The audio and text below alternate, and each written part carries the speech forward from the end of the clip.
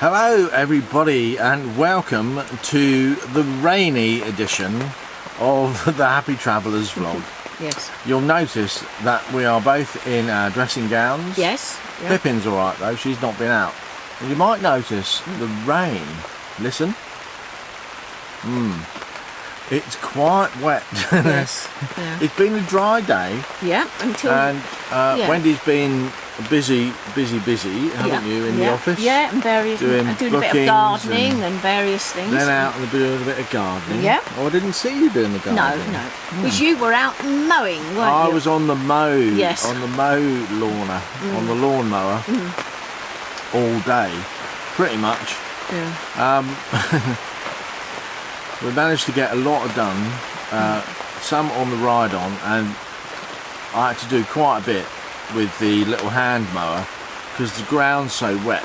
I couldn't do a lot of it with the heavy ride-on lawnmower. But what we thought we'd just have a little chat about was the types of caravan sites that we've been staying on over the last little while, and really saying what facilities we rather like about some of them, and telling you our top rated site.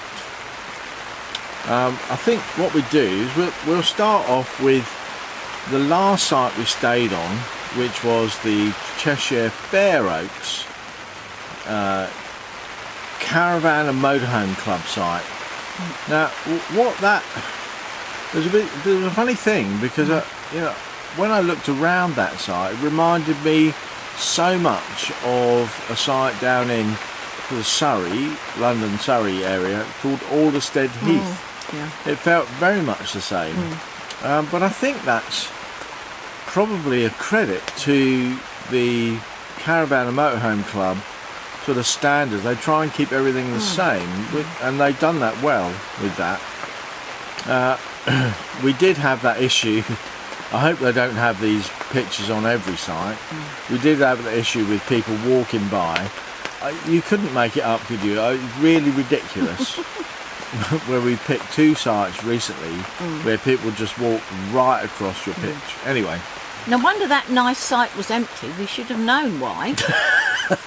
Because it was a lovely big site, a pitch with masses of grass either side. Yeah.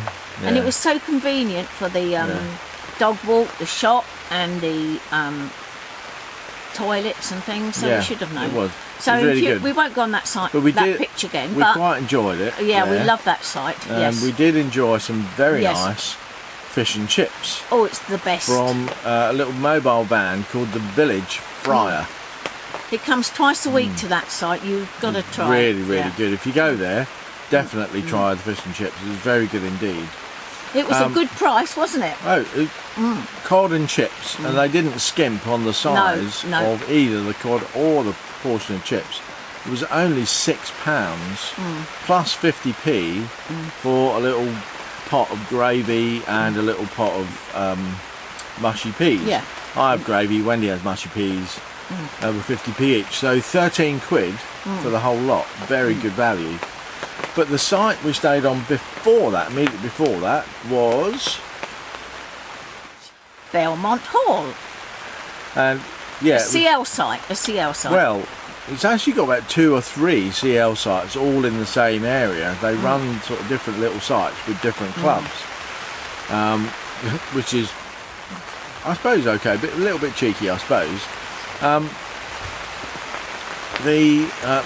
If you go back a couple of videos, you'll see the live video broadcast we did where we were interrupted in the toilet and shower block by Gordon the Warden. I don't think the pitch there we were on was ideal because it was very close to the Elson point, and a lot of people again walked right by us to empty their toilets. But I mean, all in all, it was a good CL site. I quite liked it. I quite liked it, and we did like the pub that we could walk to. So you know, the Cock Inn. But we were both very ill. Oh, we were after that. Oh my God! Like for 2 days. It wasn't like we were sick on beer or stuff like that. we've both been quite, Yes. had stomach pains and stomach ache for like 2 or 3 days. Yeah, we were after Nothing that. major. No. Was it? It was just feeling, like stomach cramps all the time. And the only thing that we both had was that. We had 4 pints of beer each at that pub, didn't we? Joseph Holt beer. lager. Guess what? We're never having that. No, again, I'm not having that again. and we can't recommend it. Well, we enjoyed it. It tasted nice. The Cock Inn was very nice. Oh, lovely. Yes. know. And the beer was nice. It was nice there. But we're never having it again. Well, just in case. Just in case. We just get in the case. tummy aches again. Anyway, so where did we stay before that? Or another site that we really like. We might just talk about the one that we really did like. I guess the site that I really, really like is the one at Brighton, because it's our hometown site. Oh. And when we stay there... Whoa. Time out. That's a massive surprise for me. Yeah. Because I thought you were going to say a different site. Oh, but no, I really, really love that site, because when we're there, we see all our family, all the grandchildren and all our sons. And of course, it's our hometown. Yeah. And Brighton Caravan Club site has got everything. It's got the dog walks. You can walk to everywhere you want to go. You can get buses. The facilities are excellent. Yeah, You can walk right into Brighton along the front. And there's countryside walks, so there's nothing I could say bad about that site, and it's no wonder that it's so popular. And it's very happy memories when we go there, because we see the family, so I like that site the best of all. So in terms of, more recently, people have been asking us about how we get on with travelling around in a motorhome rather than having a caravan and a car. And the big difference there, and the only downside between having a caravan and a car and a motorhome, there are lots of upsides, I've got to tell you. The only downside is that you don't have any transport that you can easily take out while you're parked up and pitched. That is the only downside. But people have been asking us how we get on with that. Well, I think we have to be very careful about the sites we choose. It's all right for a couple of days, but there's been sites where you can't walk outside the site because the road the countryside road is so narrow, you can't walk to shops, pubs, buses or anything. So they're okay for a couple of days rest, but I wouldn't recommend them. It's like Gatwick site. I like Gatwick because we love the plains and everything, and there's a nice dog walk. But if you've got a motorhome, you cannot walk anywhere. That lane is so dangerous. Yeah, you they'll can't have you walk run anywhere over before you start. So that is a no-no. And it's miles from anywhere. Yeah, it really is yeah. miles from anywhere. Yeah. So Gatwick's a big no-no for motorhomes. And also, I think Alderstead Heath, you can walk, but it's a long way. Well, it's an awful lane. No, you could run over. Yeah, so that's no good. You know those narrow country lanes Yeah. where people drive at 60 miles an hour? No. And, well, it's lanes like that and blind corners and all sorts. So that's not a safe place to walk out from. Although, you can walk. You can walk to places, but it's quite a long way. It's not easily accessible. And there's no real public transport. No. It's dangerous to walk on those roads. If you try walking down these roads where there's no pavement, cars come by so fast. I don't recommend leaving a site where there's no pavement. What I do want to say is if you've got a motorhome and you're thinking about going to a site where you've got absolutely everything, Ravenglass. Yes.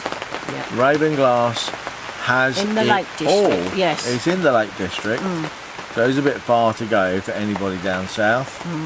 But when you parked up there, you're a short walk to the town. Literally, it's like 10 minutes, and you're there. Down very safe roads and pathways. There's 3 pubs. There's a little bay by the sea. Yeah. There's a railway to take you into Carlisle, and there's a miniature steam train that will take you to other points of interest and other pubs. So it really is a very good place indeed. Highly recommended. But that is a camping and caravan club site at Ravenglass, isn't it? Camping and Caravan Club. Yeah, camping and caravan. And also you've got country walks from the... Oh, country walks as well. Yep. And you've got buses right near. Yeah. So it's got everything. So it's really... And nice facilities. A nice and a good shop. Really good shop. Yeah. So in terms of having a motorhome and finding sites that you can pitch up on and get to places, you really want to look for that sort of stuff. Well, if you're going to stay for more than a couple of days, yes. Well, if you want to get out of the site, even if it's for one night or 2 nights, you know, you've got to have public transport outside the door. And we had that at Culzean Castle, or Culzean Castle. That public transport was right outside the door, although it was the bus ride from hell, white knuckle roller coaster ride. Anyway, but you've got to have easily walkable country walks that aren't on fast busy roads. You've got to be looking for good facilities on the site, so good toilets and showers, a nice little shop where you can buy bits and pieces, public transport, short walk into town, public transport for going further away, I think, into bigger cities, and dog walking, dog friendly. I think too, I'll be able, if I can think about it, I'll recommend you a very good CL site that's got all them, because there are some and you pay so much less money. And if you're in a motorhome, you don't always need electric hookup, you don't need toilets and showers, and it can be like a third of the price. So there are some around, and it's just a case, they're more difficult to look at. Well, that's something that we'll have to do. We'll have to make a real solid list of those. Because I mean, what you can do is you could stay in a CL site like for 4 or 5 days, and then just move to a club site and get your washing done, have a nice shower and everything, and do your emptying, and then go back. So, and also I think some of these CL sites are in beautiful countryside. You should try them all, so I won't rule any of them out. No. But anyway, when we next move from our work site, we're going to be staying for a couple of nights for free, so we're going to be pitching by the side, and we'll let you know how that goes. Well, no electricity, no sites. We don't know where. Boondocking, aren't we? We don't know where that's going to be. Wendy's supposed to be working out a safe place that we can park up. It's going to be legal for us to park and stay overnight. Yeah, we've got 2 nights of that, so we're going to have to... Not in the same place? No, two nights staying, so we'll let you know. 2 nights. We might get moved on. So it'll be no beer for me, no wine, because I can't be drinking and driving. No. Oh, we won't. Well, don't worry about that, darling. We'll sort it out. Wendy says don't worry, so I shall not worry. No. I will. So that's all to come, and that's our little discussion tonight about the sites. So I hope you've enjoyed that. Yeah. So and it's not been too long and rambling. We're still planning the series about moving into how we got to where we are. We're planning that out. It's going to be a lot of episodes because we're trying to make them like 10 or 15 minutes a piece. So anyway, but that's it for now. We'll see you again tomorrow. Yep. Bye for now, everyone. Bye. Bye.